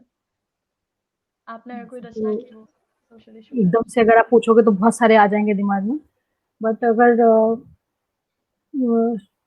Living life as a family without a man, अगर मैं जो मेरी प्रेज़ेंट सिचुएशन है अगर उसको देखकर कहूँ, तो जेंडर बायस या जेंडर प्रेजुडिसेस एक ऐसा इश्यू है जिसको लेकर कि मैं बहुत ज़्यादा मतलब बहुत ज़्यादा प्रॉम्प्टली सोचती हूँ। हुँ, क्योंकि स्पेशली आफ्टर वुमेन्स डे, जब मैं वुमेन्स डे के मैसेज डिलीट करने बैठती हूँ अपनी गैलरी क्लियर करने, हुँ, या वुमेन्स डे के बाद जब आप फ्री बैठ के मैसेज देखते हो, तो कहीं न कहीं वो एंटी मेन डे लगने लगता है मुझे। मतलब अभी 9-10 मार्च के आस-पास जब मैंने देखा, मेरा फ़ोन, ऑब्वियसली सभी का phone flooded with women's day messages होता है। हुँ, लेकिन वो सारे मैसेजेस जब एक-एक करके आते हैं तो उतना नहीं फ़ील होता, बट जब आप एक साथ उनको पढ़ो तो आप, ऐसा लगता है देख के जैसे कि हम मेन के खिलाफ कोई मोर्चा निकाल रहे हैं वुमेन्स डे पे। हुँ, कि या लेडीज़ को इतना ज़्यादा ग्लोरीफाई कर देंगे कि जैसे लगेगा कि वो एक ही दिन में इतनी महान है, या मतलब उसी एक दिन इतनी महान है, और सब दिन क्या वो कुछ नहीं करती हैं। हुँ, हालाँकि ये कॉन्सेप्ट भी मुझे गलत लगता है जो लोग कहते हैं कि आप उसी दिन क्यों पिक्चर्स पोस्ट करते हो, मदर्स डे पे क्यों मदर को मिलने जाते हो या करते हो। जैसे हम अपना बर्थडे साल में 1 दिन मनाते हैं, ज़िंदा तो हम रोज़ हैं, हुँ, हुँ, हम हुँ, रोज़ जी रहे हैं, लेकिन हम अपना बर्थडे साल में 1 दिन मनाते हैं, तो किसी एक दिन अगर हम किसी को स्पेशल फ़ील करा रहे हैं तो उसमें कोई बुरी बात नहीं है। लेकिन हुँ, उस स्पेशल फ़ील करवाने में किसी और कम्युनिटी को इतना हर्ट ना कर दें कि ऐसा लगे कि अब जैसे एक बच्चे का बर्थडे होता है तो दूसरे को भी तो नहीं कहते ना तुम घर से बाहर चले जाओ। सही बात है। लेकिन वुमेन्स डे पे जब आप वुमेन को ग्लोरीफाई करते हो तो कभी-कभी ऐसा लगने लगता है कि जैसे मेन से हम इतना हेट करते हैं, we hmm, hate men like anything, ऐसा मैसेज जाता है, जबकि ऐसा नहीं है। जैसा कि हुँ, मैंने अपने फादर का एग्ज़ाम्पल दिया, हुँ, या इवन जो ये 2 एनजीओज़ मैंने मेंशन की, इनके डायरेक्टर्स हैं, they are working so much for women, specially Shambuka foundation, they came up with an idea of Womania recently. हुँ, वो तो हुँ, पैंडेमिक सिचुएशन इतनी आ गई तो we had to give that back seat, but हम लोग एक ग्रुप बना रहे थे with 100 powerful women, um, not for women empowerment but to bring together the powerful women. हमारा हुँ, कॉन्सेप्ट यही था कि हमें एम्पावरमेंट नहीं करना है, वुमेन आर ऑलरेडी पावरफुल, तो हमें ऐसी हुँ, लेडीज़ को सामने लाना है जिनको देख के और लेडीज़ इंस्पायर हों और अपने अंदर की पावर को पहचानें। हुँ, There are men who are working for women issues and who are in their way doing their best for the women. Like मेरे डैडी ने कहीं मोर्चा नहीं निकाला, या कहीं कुछ उन्होंने स्लोगन्स नहीं चिल्लाए, या कुछ नहीं किया, कहीं पोस्टर नहीं लगाया कि मैं लेडीज़ के फ़ेवर में हूँ। बट उनकी लाइफ या हमारी लाइफ को देखकर ही आप समझ सकते हो कि उनका कितना सपोर्ट रहा। अगर उन्होंने उस टाइम पे हमें एजुकेशन नहीं दिलवाई होती या हमें ये चीज़ नहीं बताई होती कि जॉब और पढ़ाई ज़्यादा इम्पोर्टेंट है शादी से, या उन्होंने हमें ये स्ट्रेंथ या सपोर्ट और सेंस ऑफ सिक्योरिटी नहीं दी होती, तो हम शायद अभी इस समय फैमिली विदाउट अ मैन का कॉन्सेप्ट सोच भी नहीं सकते थे। ट्रू। डिपेंडेंस ऑन मैन ही हमारा रहता। तो हुँ, लिविंग विदाउट अ मैन, अगर उतनी स्ट्रेंथ हम में आई है तो उसके पीछे भी एक मैन ही है। हुँ, Our hmm, father gave us so much sense of security कि we are still strong. Hmm, He gave us the roots to grow on. हुँ, तो उसी तरह से मैं कहूँगी कि हमारे आस-पास हम अच्छा एग्ज़ाम्पल क्यों नहीं देखते? हम किसी को इतना अच्छा भी कह दें कि किसी को बुरा लगने लगे, ये भी गलत है। बिल्कुल। अच्छा कहते हुए भी मतलब हमें फेमिनिज़्म पे नहीं, ह्यूमनिज़्म पे ध्यान देना चाहिए to true. Highlight those human beings who are working for good causes. Hmm, why only अब सोशल इश्यू कहते ही हमारे विमेन एम्पावरमेंट हमारे दिमाग में क्यों आ जाता है? Woman um, is not an issue. Um, she is just like part of, मतलब आधी दुनिया उनको कहा जाता है। Male and um, female should be equal. हुँ, हमें ना तो विमेन एम्पावरमेंट करना है, ना हमें मैन डिग्रेडेशन करना है। ये हुँ, ना उनको हमें हार्म करना है, ना डिफेमेशन करना है। हमें ये देखना है कि पूरी कम्युनिटी को एज़ अ होल हम कैसे अपलिफ्ट कर सकते हैं। हुँ, हुँ, अगर हम सोसाइटी सेफ बनाएँगे, सिक्योर बनाएँगे, तो उसमें men and women will equally prosper, हुँ, हुँ, है ना? True. Men against women will not prosper, women against men will not prosper. They can only prosper together. अगर आज हुँ, भी हम एज़ अ फैमिली भले ही हम विदाउट अ मैन रह रहे हैं, बट हमें सपोर्ट अगर है, हमारे फ्रेंड्स भी हैं, हमारे कलीग्स हैं, हमारे रिलेटिव्स हैं, हमारे चाचा, मामा, सभी मेल्स कितने हैं हमारी फैमिली में। ऐसा नहीं है कि हम एंटी मेन हैं या हमारे घर में मेल्स का आना मना है, ऐसा कुछ नहीं। हुँ, बट एज़ अ फैमिली अगर एक एज़ अ यूनिट हम रह रहे हैं, तो उसमें भी बहुत सारे मेल्स का सपोर्ट भी है, as friends, as well wishers, as school friends. हुँ, तो ये एक इश्यू है जो मुझे लगता है कि लोग बहुत ज़्यादा एक तरफ टिल्ट हो जाते हैं। इन द बिल्कुल। in the effort of supporting women, they go anti-men. And when hmm, they will start talking about men, they will start defaming women. तो किसी जी, एक तरफ ज़्यादा झुकने की बजाय we should create a balance, और हर चीज़ में बैलेंस होना बहुत ज़रूरी है। बिल्कुल। कहीं ऐसा ना हो जाए कि हम अनजाने ही नफ़रत के बीज बो दें। हर जेंडर बिल्कुल, इक्वली इम्पोर्टेंट है वेरी वेल एंड सेड। उन सबकी रिस्पेक्ट इक्वल होनी चाहिए और ये रिस्पेक्ट जो है ये नफ़रत से नहीं लेकिन प्यार के सपोर्ट से आएगी। बिल्कुल। आज ही मैंने देखा आज ही मैंने अनुभव किया कविता जी कि एक राइटर, एक लेखक चीज़ों को गहराई से परखता है, देखता है और उसको जानता है। आपका क्या कहना है इस पर? नहीं, मेरा ये मानना है कि हर इंसान डीपली सोचता है, किसी-किसी खास इश्यू के बारे में तो हर इंसान सोचता है। एक लेखक है, वो शायद ज़्यादा इश्यूज़ के बारे में सोचता है और उसको लिख देता है तो वो लेखक है। मतलब अपनी बात कह लेता है, लोगों तक लाता है तो वो लेखक है, वरना मुझे लगता है कि हर इंसान के अंदर एक लेखक छुपा होता है। बस वो जी, लिखे या ना लिखे, जी, वो उसकी चॉइस है। बट अगर आप सबसे कहेंगे कि अपनी लाइफ़ की स्टोरी लिखो, तो हर लाइफ़ एक इंस्पायरिंग स्टोरी है, मेरा ऐसा मानना है। और अगर आप उस स्टोरी को किसी को लिखने को कहो और वो लिख लेता है, तो थोड़े बहुत ग्रामेटिकल स्पेलिंग एरर होना अलग बात है, लेखक भी कोई परफेक्ट राइटर नहीं होता है। बट हाँ, हुँ, अगर मैं कहूँ कि अपने थॉट्स को एक्सप्रेस करना ही अगर लिखना है, तो वो हर कोई कर सकता है। हुँ, बट हाँ, लेखक शायद जो जब उसके ऊपर एक सोशल रिस्पॉन्सिबिलिटी आ जाती है कि लोग उसको पढ़ रहे हैं, तो वो कुछ और ज़्यादा गहराई से भी सोचना शुरू करता है। हुँ, और हर लेखक में मुझे लगता है कि हर व्यक्ति अपने आप में, अपने लेखन में कहीं न कहीं खुद झलकता है। हुँ, जितना मर्ज़ी आप जनरल इश्यूज़ पे लिखो या आस-पास की चीज़ों से इंस्पायर हो जाओ, बट हुँ, हर इंसान अपने लेखन में कहीं न कहीं खुद की झलक एक ज़रूर छोड़ता है, बिल्कुल। जिसको कि मैं कहूँगी अनसीन सिग्नेचर। हुँ, हुँ, हुँ, जैसे अगर आप मुझे थोड़ा-सा भी ज़्यादा पढ़ लोगे, मतलब मैं कोई बहुत ज़्यादा ऐसे वेल नोन राइटर नहीं हूँ, बट अगर आप पोएट्स और राइटर्स को देखो, अगर आप शेक्सपियर की लैंग्वेज पढ़ते हो, तो आपको शेक्सपियर के नाम के बिना भी पता है उस लैंग्वेज को कि ये लैंग्वेज है, मतलब ये इसका पार्ट है और इसने लिखी है। हाँ, और बिल्कुल। कितनी भी कॉपी करना चाहे, बट कहीं न कहीं एक उनका मार्क अलग है। हुँ, हुँ, हुँ, every personality has a writer and every writing has the writer's personality in it, हुँ, ऐसा मेरा मानना है। हुँ। तो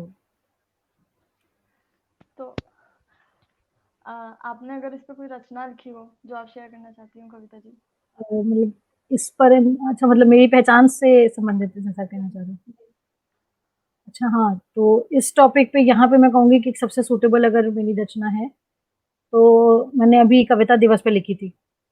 अच्छा। तो अब उसकी इंस्पिरेशन मैं आपको बताऊँ जैसे मैं बताया ना छोटी-छोटी चीज़ों से इंस्पिरेशन मिलती है। तो मुझे खुद पे लिखने की इंस्पिरेशन कहाँ से मिली कि कविता दिवस जब था तो जितनी बार मैं नोटिफ़िकेशन देख रही थी व्हाट्सएप का, उतनी बार कविता, कविता करके लिख के आ रहा था हर ग्रुप के उस मैसेज में।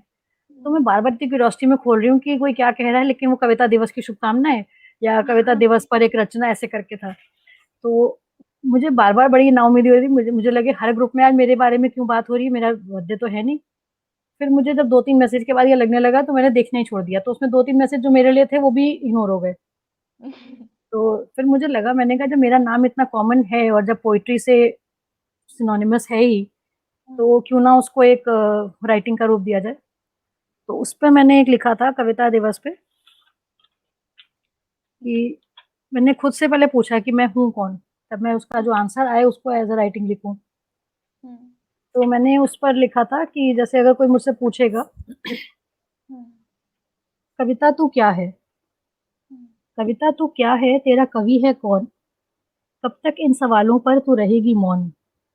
हुँ, क्या तू सिसकी है पिता की, जिसे तेरी विदाई ने रुलाया था? या फिर लोरी उस माँ की, जिसने हर रोज़ तुझे सुलाया था? क्या तू डाँट है उस बहन की, जिसने बाप बन तुझे सँभाला? या फिर झिड़की उस बहन की, जिसने माँ बनकर है पाला? आवाज़ है क्या उन दोस्तों की, जिन्होंने दोस्ती सदा निभाई? या किलकारी उस परी की, जो बेटी बनकर है आई? हुँ, अब देखिए इसमें सब वो लोग आ गए जिनका पॉज़िटिव इफ़ेक्ट रहा है मेरी लाइफ़ में, है ना? हुँ, लेकिन सबका पॉज़िटिव इफ़ेक्ट भी नहीं रहा है, कुछ-कुछ नेगेटिव भी रहा है, तो वो वहाँ पे आता है। क्या वेदना है उस पिता की जो माँ के बाद अकेला था? क्या वेदना है उस पिता की जो माँ के बाद अकेला था? या आँसू उस माँ के जिसने जाने क्या-क्या झेला था? बहनों की हँसी तो नहीं जिनमें आँसू अनगिनत समाये थे? या उन धोखों की कहानी तो नहीं जो दोस्त उनके धोखे की कहानी तो नहीं जो दोस्त बनकर आए थे? या अधूरा बचपन बेटी का जिसमें मस्ती ना शैतानी थी? या अधूरा बचपन बेटी का जिसमें मस्ती ना शैतानी थी? ना लाड था पिता का और ना नानी की कहानी थी? खुशी में लिखा या फिर उदासी की खुशी में लिखी या फिर उदासी की है कविता? बता भी दे तो किस कवि की है कविता?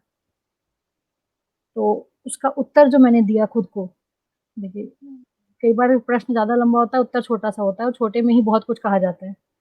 हुँ, जो-जो आया जीवन में, अक्षर या मात्रा जोड़ता गया। जो-जो आया जीवन में, अक्षर या मात्रा जोड़ता गया। समय, कवि सम्मान उन्हें अपने मेरा कवि है समय। मैं तो कल भी चुप थी और आज भी मौन हूँ। मैं तो कल भी चुप थी और आज भी मौन हूँ। आएगा समय मेरा तो बताएगा मैं कौन हूँ। आएगा कवि मेरा तो बताएगा मैं कौन हूँ। बहुत खूबसूरत, बहुत थैंक खूबसूरत यू। था। लोगों के थैंक यू कमेंट्स नहीं आ नीलम जी। रहे। जी, उनको एक्नॉलेज कर दीजिए। निवेदिता कविता जी जी। Thank you. सबसे पहली बात तो मुझे इतने धैर्य से सुनने के लिए सबका बहुत-बहुत आभार। कुछ नाम हो सकता है मिस हो गए होंगे तो उनका ज़रूर मैं बाद में करूँगी। थैंक यू आभा बहुत जी। क्या कहने, बहुत खूब, बहुत सुंदर, बहुत ही खूबसूरत थी कविता जी, थैंक यू, कविता बहुत ही थैंक यू। खूबसूरत। अच्छा कविता जी, एक राइटर होने के साथ-साथ आपने एज़ अ ट्रांसलेटर भी काम किया है, ये मुझे जी, पता चला।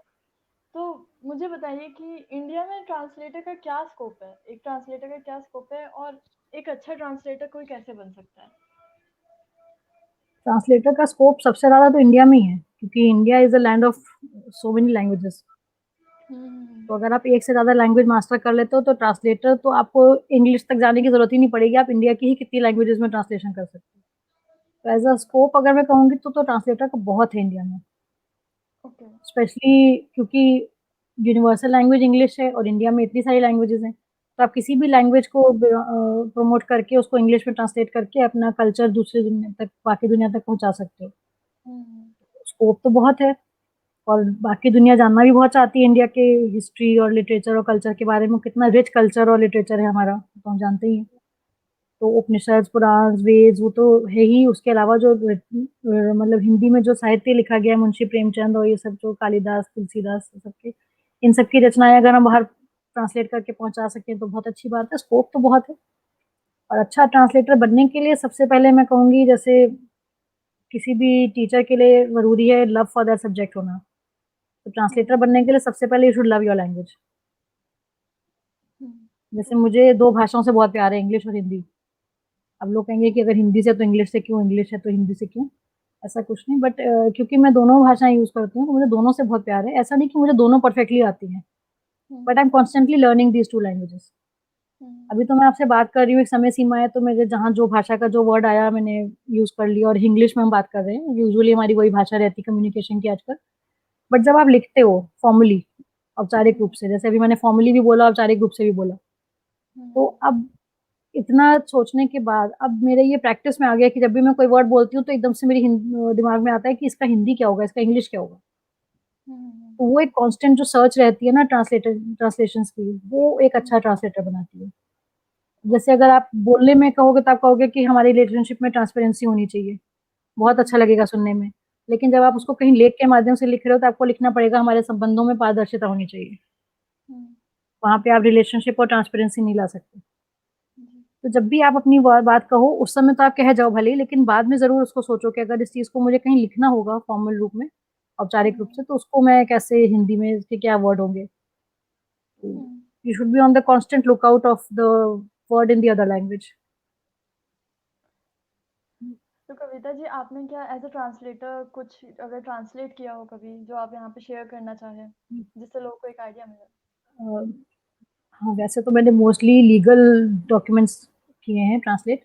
और मैंने प्रूफ रीडर भी, एज अ प्रूफ रीडर भी काम किया 10 साल से ज़्यादा। बट वो भी मैंने, एक पब्लिशिंग हाउस था जो लॉ लीगल जर्नल्स निकालते थे, पब्लिश करते थे। तो उनको तो कोर्ट नहीं कर सकते लीगल डॉक्यूमेंट्स को। और एक मैंने किया था एक्टिविटीज ऑफ विधानसभा, एक सेशन हुआ था पूरा गांधी जयंती पे, उसको हिंदी से इंग्लिश में किया था। बट एक शायर है, उन्होंने एक बार मुझे एज अ चैलेंज कह लीजिए, एज अ रिक्वेस्ट अपना एक शेयर दिया था कि ये एक शेर है, इसको अगर आप इंग्लिश में ट्रांसलेट करेंगे तो कैसे होगा। तो वो मैं देखती हूँ अगर अभी मिल पाए तो कोट करने के लिहाज से वही शेर है ना। जी, एक शेर है, सारे अल्फाज ये तुम्हारे थे, बिन तेरे जिंदगी नहीं होती। सारे अल्फाज ये तुम्हारे थे, बिन तेरे जिंदगी नहीं होती। दूर होके भी मुझसे जिंदा हो, तुमको शर्मिंदगी नहीं होती। तो इसके शायर हैं मेरे छोटे भाई हैं शहबाज तालिब, वो मुझे बड़ी दीदी की तरह मानते हैं। तो उनका मैंने ट्रांसलेशन किया था, these words once came from you, these words once came from you, life has no meaning sans me, sans means without me. These words once came from you, the life has no meaning sans me. Are you not guilty, my love, to be living on away from me? बहुत उम्दा। Thank you. अब मुझे idea मिला कि कैसे करके as a translator काम सबसे करते हैं। चैलेंजिंग यही पार्ट होता है किसी भी शायर की या राइटर की क्रिएटिविटी को, मतलब उसकी थॉट को भी ना आप जाने दो और लैंग्वेज दूसरी उसको पूरा जस्टिस कर सके। सबसे चैलेंजिंग जॉब होता था, एज अ चैलेंज ही मैंने इसको किया था। और अभी 2-3 पोएट्स हैं, शायर हैं, जिन्होंने ऑलरेडी मुझे कह रखा है कि जब भी आप फ्री होंगे आपको हमारी कंपाइलेशन जो हैं इंग्लिश में ट्रांसलेट करनी है। देखिए, तो एज अ ट्रांसलेटर सबसे बड़ा ड्यूटी होता है कि आप उस जो एक राइटर ने जिस फीलिंग से उसको लिखा है वो ना खो जाए। वो उसको आप आइडेंटिफाई कर सको, रिलेट कर सको, तभी आप उसको कर सकते हो। ओके। तो कविता जी, मैंने देखा कि एक राइटर और फिलैंथ्रोपिस्ट होने के साथ साथ आप एक स्पीकर भी हैं, तो इसके बारे में कुछ बताएं। स्पीकर तो देखिए हम सभी हैं, हम सभी बोलते हैं। बट हाँ, अगर मैं अपने आप को मोटिवेशनल स्पीकर कह सकती हूँ तो वो इसलिए क्योंकि 1-2 बार ऐसा हुआ कि मुझे ओपन माइक में आने का मौका मिला, जहाँ एक जगह आपसे मुलाकात हुई। तो आपने देखा ही था वहाँ पे पोएट्री, मतलब लोग मुझे बुलाते हैं इसलिए कि मैं पोएट्री लिखती हूँ। बट मुझे लगता है कि मेरी पोएट्री तो मैं कहीं से भी किसी माध्यम से भी लोगों तक पहुँचा सकती हूँ। बट जब मैं यूथ को देखती हूँ, स्पेशली ओपन माइक में, आपकी एज के लोग हैं या जैसे जो मुझसे आधी से ज़्यादा कम उम्र के लोग हैं, तो उनको मुझे लगता है देख के कि कहीं न कहीं अगर मैं उनको कोई मैसेज दे पाऊँ या मेरी किसी बात से अगर कोई एक जना भी अगर इंस्पायर हो सके, वो टीचर वाला अंदर से जाता नहीं है ना, क्योंकि मैं टीचिंग अब नहीं रेगुलर कर पाती हूँ। तो मतलब घर से ही काम करती हूँ फ्रीलांस। तो मुझे लगता है जहाँ भी मैं बच्चे देखती हूँ, मुझे लगता है कि उनको अगर मैं कुछ ऐसा इंस्पायर कर सकूँ, क्योंकि हमें जिन टीचर्स ने पढ़ाया है, उनकी किसी न किसी एक बात ने हमें बहुत इन्फ्लुएंस किया और उनकी एक-एक अच्छाई हमें अभी तक याद है। उनकी वजह से हम इंस्पायर हुए। जैसे मैंने आपको बताया है कि इंस्पिरेशन टीचर कहती थी कि मुझे टाइम नहीं वेस्ट करना है। तो मुझे लगता है ऐसे ही अगर स्पीकर एज़ अ टीचर मैं अगर दूसरों को इंस्पायर कर सकूँ, तो उसमें क्या हर्ज है? तो वहाँ पर मैंने थोड़ा-सा मैसेज देने शुरू किए। सबसे पहले जैसे वही बात है कि जहाँ आप लिखते तभी और आपको कई बार चुभती है। एक ओपन माइक में मैं गई थी, तो वहाँ पे लोगों ने 2-3 लड़कों ने ये इस तरह की पोएट्री पढ़ी जिसमें था कि हम लड़के हैं तो रोएँ कैसे? या मुझसे किसी ने कहा तुम लड़के हो, तुम रो नहीं सकते। तो उस चीज़ को लेके मैंने पोएट्री बहुत तैयार की थी वहाँ बोलने के लिए, लेकिन फिर मैंने पोएट्री साइड कर दी। मैंने कहा पोएट्री तो कभी भी सुना लेंगे। बट मैंने उस चीज़ को वहाँ पे हाइलाइट किया कि जब आप यंग हो, आप लिख रहे हो, आपका काम लोगों तक पहुँच रहा है, तो आपको पॉज़िटिव मैसेज लोगों को देना चाहिए, ना कि नेगेटिव मैसेजेस को आप स्प्रेड करो। जो नेगेटिव चीज़ें हैं, बायस्ड हैं, प्रेजुडिसेस हैं लाइफ सोसाइटी में, उनको आपको हटाना चाहिए। तो आप लो रोने को कमज़ोरी क्यों मानते हो? क्योंकि उसी सेशन में बहुत लोगों ने सैनिकों के लिए भी लिखा था, कि हमारे सोल्जर्स कितने स्ट्रॉन्ग हैं, कितना कुछ झेलते हैं, घर से दूर रहते हैं। तो मैंने वही एग्ज़ाम्पल देके लोगों से पूछा कि अगर कोई एक सैनिक है जिसके घर से चिट्ठी आई है, अगर वो अपनी माँ की या पत्नी की या बच्चे की चिट्ठी पढ़ के रो रहा है, तो क्या हम उसे कमज़ोर कहेंगे? अभी हम कह रहे हैं सोल्जर बहुत मज़बूत है, वो घर से दूर है, लेकिन अगर वो इमोशनल होके, भावुक होके रो देता है, तो क्या वो उसकी कमज़ोरी है? बिल्कुल नहीं। तो रोने को कमज़ोरी कभी नहीं मानना चाहिए और मेरे ख़्याल से women are considered to be stronger because they cry very easily. वो हर मुश्किल रो के निकाल देती हैं। मुझे अभी कोई तकलीफ़ हुई, मैंने रो लिया, चाहे अकेले में, चाहे सबके सामने। But then after 5 minutes I have to wipe my tears और मुझे वो प्रिटेंड करना है कि मैं सब ठीक है और मैं घर बाहर जाके मैं नॉर्मली खाना बना रही हूँ, सब कर रही हूँ। Because ladies have to cater to so many lives. उनको इतने मल्टीपल रोल्स निभाने होते हैं कि उनके पास एक प्रॉब्लम पे रोने का टाइम नहीं होता है। फटाफट रोए, हल्का किया दिल को और then they are just back to their duty. बिल्कुल। So they come out stronger after every crime. जैसे मैंने आपको बताया जब मेरी सिस्टर वेंटिलेटर पे चली गई थी, तो मुझे घर पे फ़ोन करना था। अब मेरे हाथ काँप रहे थे उस नो ऑब्जेक्शन पे साइन करने में कि अगर उनको कुछ हो गया तो हमारी ज़िम्मेदारी नहीं होगी। बट मैंने उसमें 1 मिनट का पॉज़ लिया, I went to the washroom, I cried out for 5 minutes. मैं बहुत ज़ोर से रो लिया। बाहर आके I was so strong, I was feeling so strong कि अब ठीक है। उसके बाद मैंने जो कुछ भी किया या सबको बुलाया या जैसे भी मैनेज किया, I was not crying even. अब लोग देख के कहेंगे इसको फ़र्क ही नहीं पड़ रहा था, सब ऐसे कर रही है रोबोट की तरह। बट मुझे भी फ़र्क पड़ा। बट मैंने रोने का टाइम अलग निकाल दिया। 5 मिनट, 2 मिनट रो लिया, बस then that's over. Then you come out stronger. तो तो इस तरह की क्राई चीज़ें हैं, यही चीज़ें मैं लोगों को बताती हूँ और मैं मोटिवेशनल स्पीकर अपने आप को नहीं कहूँगी, मैं लोगों को प्रीच नहीं करती हूँ। बस मैं जो बिलीव करती हूँ वो बोलती हूँ, अगर उससे कोई मोटिवेट होता है तो नथिंग लाइक इट।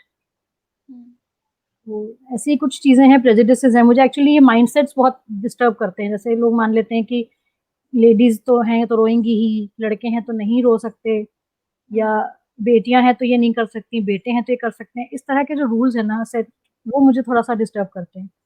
तो इनके अगेंस्ट मुझे लगता है कि अगर यूथ सोचना शुरू कर दे और लिखना शुरू कर दे, तो शायद अगली जनरेशन तक बहुत डिफरेंसेस आ सकते हैं। ट्रू। जी मैम। बिल्कुल। मैम मैं एक चीज़ आपसे पूछना चाह रही थी कि इस दौरान जी, जो ये एक डिप्रेशन, एक डिप्रेसिव माहौल सबके हुँ। दिलों तक पहुँचा है, सब लोग कोविड से इतना परेशान हैं, एक जी, डर जी। का वातावरण बना हुआ है। हुँ। तो आप लोगों को कैसे मोटिवेट करेंगे कि जो लोग आइसोलेशन में हैं, जो लोग अकेले हैं, उनको आप ऐसे क्या बोलेंगे कि वो उससे उभरें और अकेला ना फ़ील करें? मैं तो किसी को मोटिवेट नहीं करती हूँ, मैं तो कहती नहीं हूँ कि अपने आप को अकेला मत समझो। जैसे मैंने टीचर वाली बात बताई ना, मुझे भी पता है, उनको पता है उन्हें अकेला नहीं समझना है, उनके साथ में हूँ। तो मैं तो हुँ, कुछ ना कुछ उनके साथ एक्टिविटी, जैसे अगर मेरे फ्रेंड अभी आइसोलेशन में थे, 4-5 फ्रेंड्स मुझे पता चला कोविड पॉज़िटिव हैं। तो मैंने उनको कह दिया मुझे डेली तुम्हारी रिपोर्ट कार्ड चाहिए सुबह-शाम। मैंने उसको हुँ, रिपोर्ट कार्ड नाम दे दिया। Oxygen level, fever, temperature, pulse rate सब बताओ मुझे। तो मैं हुँ, उनसे ऐसे ही मज़ाक में पूछती थी, what is the report card showing? Morning report card, what is the evening report card? तो मैंने उनसे ये नहीं पूछा कि तबीयत ठीक है, ऑक्सीजन लेवल कैसा है? मैंने वो नहीं पूछा। मैंने उसको एक फ़नी क्वेश्चन बना दिया, रिपोर्ट कार्ड पे पेश करो अपना। चलो good um, remark, A plus, you can do better. मैंने हुँ, टीचर्स वाले रिमार्क्स देने शुरू कर दिए। So I kept them busy. Plus फिर मैंने जो कोविड पॉज़िटिव से जो रिकवर कर रहे थे कोविड से, मैंने उनको प्लाज़्मा डोनेशन के फॉर्म फॉरवर्ड करने शुरू करे कि you can help this way. मैंने उनको हेल्पिंग वाले ग्रुप्स में जॉइन करा लिया। कि वो आइसोलेटेड है। मैंने कहा चलो आज खाली बैठे हो ना आजकल, चलो लोगों की हेल्प करो। मैंने कहा मेरे पास बहुत सारी हेल्प रिक्वेस्ट आती हैं, सब जानते हैं कि मैं एनजीओ से जुड़ी हुई हूँ, तो सब मुझसे कहते हैं कि कहीं से ऑक्सीजन सिलेंडर का कुछ अरेंजमेंट हो सकता है, तुम्हारे जानने में कोई है, मुझसे पूछते हैं। मैंने कहा मैं किसी को नहीं जानती, मैं कुछ नहीं कर सकती, तुम लोगों को मेरी हेल्प करनी है, मैं सारी रिक्वेस्ट तुम लोगों को फॉरवर्ड कर दूंगी। तो 2-3 friends who were in isolation, who were struggling from with Covid, they were helping me in helping other people. Okay. और पिछले साल जब फर्स्ट वेव थी, तो एक सीनियर है मेरे, मतलब जर्नलिस्ट हैं, बहुत सीनियर जर्नलिस्ट, वो यहाँ अकेले थे लखनऊ में, उनकी फैमिली मुंबई में थी, तो ही गॉट लॉकडाउन, लॉकडाउन लग गया तो जा नहीं पाए फैमिली के पास, तो वो अकेले थे, तो he was just on the verge of depression.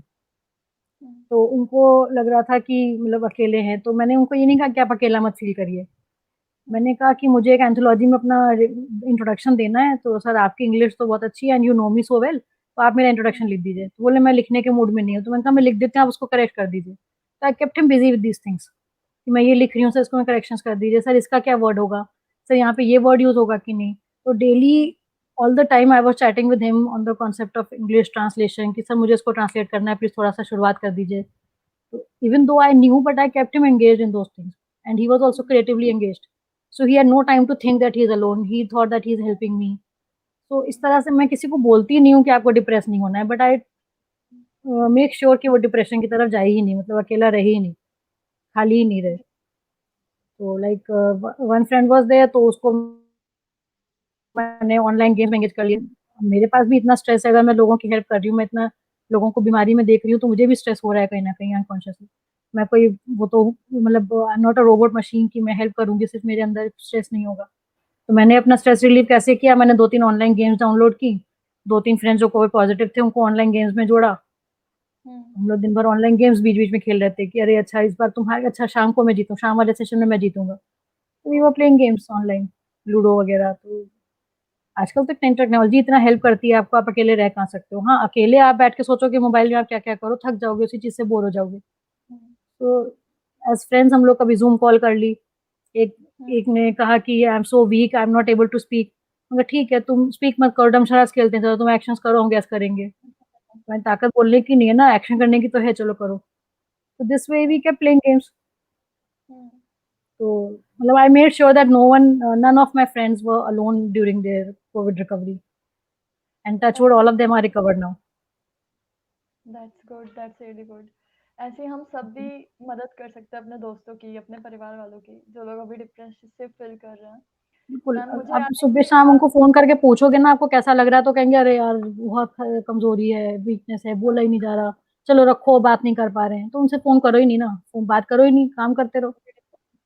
हाँ, हुँ, हुँ, ओके। हुँ, मैम मुझे याद है कि आपने एक बार मुझे सुसाइड प्रिवेंशन पे एक कविता सुनाई थी, तो अगर मौजूद हो अभी वो कविता आपके पास, तो क्या आप सुना पाएँगी? हाँ, नहीं तो कविता तो नहीं थी, प्रोज़ आर्टिकल था मेरा, मैंने आपको बताया था। ओके, एंड कोइंसिडेंटली उसकी जो जिस एंथोलॉजी में मैंने वो आर्टिकल दिया था, उसका नाम था क्यूरिंग माइंड्स। ओके। तो क्यूरिंग माइंड्स मुझे सबसे पहले उस कॉन्सेप्ट से यही याद आया था, और मैंने ये लिखी थी लास्ट ईयर 14 जून को। हुँ, When I got the news of suicide of मतलब death of Sushant Singh Rajput, it is not decided whether it was a suicide or what. But उसकी डेथ के बाद जैसा कि सबसे हम लोग कह रहे थे, इनिशियल इम्प्रेशन यही था कि वो सुसाइड है। तो उसके बाद मुझे लगा था कि कितना हैप्पी लुकिंग इंसान भी कितना डिप्रेशन का शिकार हो सकता है। तो हमें एक डिप्रेशन के टाइम पे एक ग्लूमी फेस या एक सैड फेस ही नहीं ढूँढना है। हमें आस-पास पहले तो हमें ये पता होना चाहिए कि इंडिकेशंस क्या हैं डिप्रेशन के। मुझे तो लगता है ज़रूरत से ज़्यादा हँसना, खुश रहना ही डिप्रेशन की निशानी है। हुँ, जैसे अगर लोग मुझसे कहते हैं कि तुम हर समय बड़ा सीरियस रहती हो, तो मैं सीरियस रहती हूँ क्योंकि सीरियसली काम कर रही हूँ, लोगों की हेल्प कर रही हूँ। अगर मैं ज़रूरत से ज़्यादा हँसूँगी तो ज़रूर इसका मतलब कोई गड़बड़ है। मैं दिखाना चाह रही हूँ कि मैं दुखी नहीं हूँ। मैं दुखी हुँ, हूँ, परेशान हूँ तो मैं दिखा रही हूँ ना, मैं क्यों प्रिटेंड करूँगी?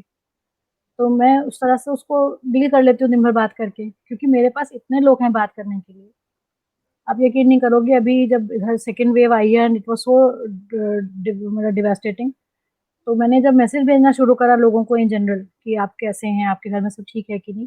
वो जनरल मैसेज जब मैंने भेजना शुरू किया, तो इतने सारे लोग थे कि I could not send that message in one day. हुँ, इस चीज़ का थोड़ा-सा मैं ज़रूर बोस्ट करूँगी, because my contact list is of more than 1400 people and I send that message to more than 1000 people. और उसमें से कितने लोगों का आया कि पूरी फैमिली कोविड पॉजिटिव है, कितने लोगों के घर में ट्रेजेडीज हुई थी, मदर और ब्रदर दोनों की डेथ हो गई, इस तरह के ट्रेजेडीज भी आए।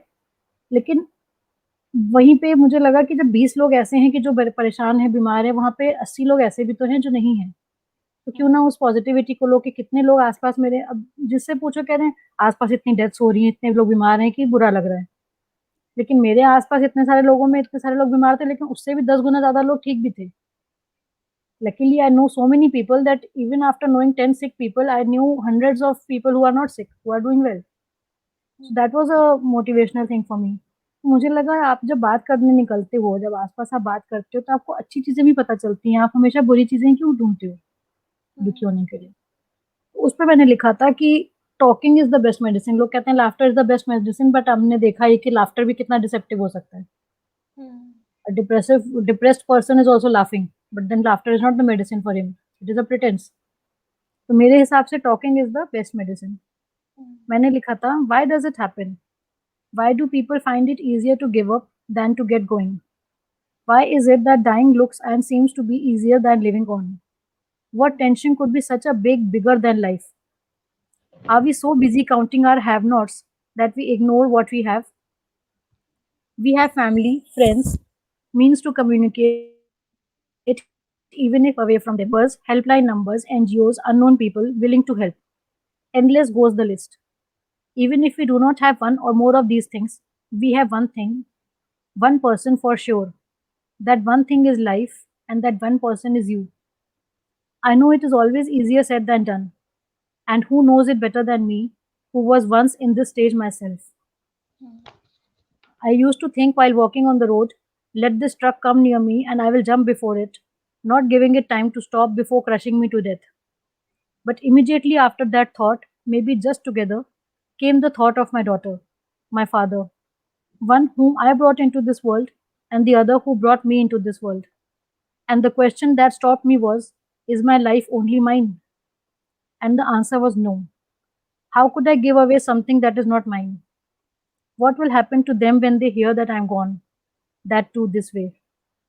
By the time the storm of thoughts in my head got over, I realized more than one truck had passed by me, and also gone was the deadly idea. That is why I wonder how people get the thought of ending their life and then no other thought to counter it. I'm sure God is kind enough to give all of us at least one reason, big or small, to live for. There might be 1,000 reasons to die, to think of putting an end to life. But if there is at least one reason that makes you live, please count that one reason 100,000 million times. Shun this killing idea sooner than it comes. Kill the silence before it kills you. Speak, write, sing, draw, paint, do something to come out of that deep thought, that depression, which is fatal. Watch news channels. Watch news channels. Do see you are not only the one suffering. अगर news channel से आपको depression होता है तो ये देखो कि आप अकेले नहीं हो जो आप सफ़र कर रहे हो। Watch dance and singing shows to see other people happy, sharing their happiness. At least one extreme would be yours. Either share your grief with others or others' happiness with you. Lessen others' sadness if that makes you feel lighter. Share your possessions with others if that makes you feel richer and blessed. Speak to, talk to, communicate with that someone who will listen to you patiently, without judging you, helping you voice out the most beautiful of your feelings and deepest of your worries. If the stomach could vomit out anything it could not digest, I will repeat, if the stomach could vomit out anything it could not digest, why not the mind or the heart? Vomit out all the negative thoughts that can disturb your nervous system, your life, and let someone the bin for it. Do vomit in order to live healthily. I just did. Do not stop living until you cease to live. True. अपनी life से ज़्यादा precious क्या है? कुछ भी नहीं। कुछ भी नहीं है, and just as you can see, one person can help so many people. आप अपने आसपास हेल्प करो। आप जब लोगों को आपकी हेल्प से अच्छा फील करते देखोगे तो आपको भी हेल्प मिलेगी, positivity. Like there is no way to be happy, no better way to be happy than to make others happy. सबके कमेंट्स भी आ रहे हैं कविता जी, आप एक बार thank you Nivedita ji, thank you for such patient hearing, thank you. Gayatri ji, thank you so much. Kavita ji, आज की शाम हम सबको बहुत कुछ सीखने को मिला आपसे। ज़िंदगी तो सबको मिली है, सबको अपने हिस्से का दुःख मिला है, सबको अपने हिस्से का सुख मिला है। लेकिन हम लोग नेगेटिविटी की ओर ज़्यादा फ़ोकस करने लगते हैं और ये ज़िंदगी एक गिफ्ट की जगह इसको भार समझने लगते हैं। आज आपसे बात करके ये नज़रिया बदला और ज़िंदगी को पॉज़िटिवली देखने का एक मोटिवेशन मिला। ज़िंदगी में कुछ कर जाने का हौसला मिला और ज़िंदगी के बाद भी हम कैसे लोगों को के काम आ सकते हैं, वो सीखा। वाक़ई आज बहुत कुछ जानने को मिला, सीखने को मिला। कविता जी, थैंक यू आपका सो मच। बहुत-बहुत धन्यवाद। मैं चाहूँगी कि इस सेशन को हम आपकी ही किसी रचना से समाप्त करें। तो अगर आपके पास कोई गीत हो, कोई कविता हो जो आप शेयर करना चाहती हों, तो आप जैसा कि आपने कहा इतना कुछ सीखने को मिला, हालाँकि मैं चाहती नहीं हूँ कभी भी कि मैं लोगों को सिखाऊँ। मैं ये चाहती हूँ कि जो मैं कर रही हूँ बस वो बताऊँ, अगर उससे कोई सीखता है तो बहुत अच्छी बात है। जी कविता बट जी। बहुत सीखना हो गया तो थोड़ा-सा माहौल को लाइट करते हुए, एंड करते हुए कि ना कुछ म्यूज़िकल नोट पे एंड किया जाए। तो ओके। अभी बहुत ही रिसेंटली मैंने एक्सपेरिमेंट किया था, एक गीत टाइप लिखा था। हुँ, तो जहाँ इतना बोर किया है वहाँ थोड़ा-सा और सही, थोड़ा म्यूज़िकली बोर करते हैं। दिल का एक राज था, बस बताना तुझे, दिल का एक राज था, बस बताना तुझे, इतना आसान नहीं था भुलाना तुझे। दिल का एक राज था, बस बताना तुझे, इतना आसान नहीं था भुलाने। सारे किस्से वही खाक हो जाने थे, सारे किस्से वही खाक हो जाने थे, एक खत ही न आया जलाना मुझे। सारे किस्से वही खाक हो जाने थे, एक खत ही न आया जलाना मुझे। सौदा घाटे का बिल्कुल नहीं था अगर, सौदा घाटे का बिल्कुल नहीं था अगर, खुद उजड़ कर था मुमकिन बसाना तुझे। सौदा घाटे का बिल्कुल नहीं था अगर, खुद उजड़ कर था मुमकिन बसाना तुझे। तुम हो बेचैन तो खुश हूँ मैं भी नहीं, तुम हो बेचैन तो खुश हूँ मैं भी नहीं, बस यही एक यकीन है दिलाना तुझे। दिल का एक राज था, बस बताना तुझे, इतना आसान नहीं था भुलाना तुझे। Thank you. Thank you Kavita ji. आपकी थैंक मधुर यू सो आवाज़ मच। से सेशन एंड हो रहा है, तो इससे अच्छा कुछ नहीं हो सकता है। Thank you so much. I know you are a very respectful child. So you will say only good things about me. तो आप कमेंट्स भी देख सकती हैं, सब लोग कितना तारीफ़ कर रहे हैं, Thank you सबको so much. Thank you so much. Thank you Madhu ji, Abha ji. Comments की बौछार आई हुई है। Thank you Ajay सबको ji. एंड तब से मैं सब अभी मैंने जितने भी रिस्पॉन्सेज का जवाब दिया सब लेडीज के थे। मुझे लगा कहीं ऐसा ना हो लोग मानने लगे कि मैं सिर्फ लेडीज के कॉम्प्लीमेंट्स ले रही हूँ, तो वो बायस ना हो जाए कहीं यहाँ पर, जो चीज मैं अवॉइड कर रही थी। तो नहीं, luckily I just saw a male person complimenting. Thank you so much. And I'm not going only after inspiring, I hope, but I'm also going inspired by you. Let me tell you, Adya, you also inspired me a lot. As I thank you told so you, your love for poetry and your imagery, the use of imagery in your poetry was the first thing I liked about you. And I told you at that very moment. Much. Yes ma'am. And I told you to share your poetry afterwards with me. जी So, Kavita ji. as I said, I keep picking up good things, positive things from wherever I can. So I can see so many things in you which I can pick. Thank you so much. Thank you so much. Thank धन्यवाद you. कविता। धन्यवाद आप सभी का जो हमारे साथ आज जुड़े रहे। अगर आप यहाँ पहली बार आए हैं, तो मैं आशा करती हूँ कि आप हमारे साथ आगे भी ऐसे ही जुड़े रहेंगे और हमारे परिवार का हिस्सा बनेंगे। धन्यवाद। Thank you. Thank you.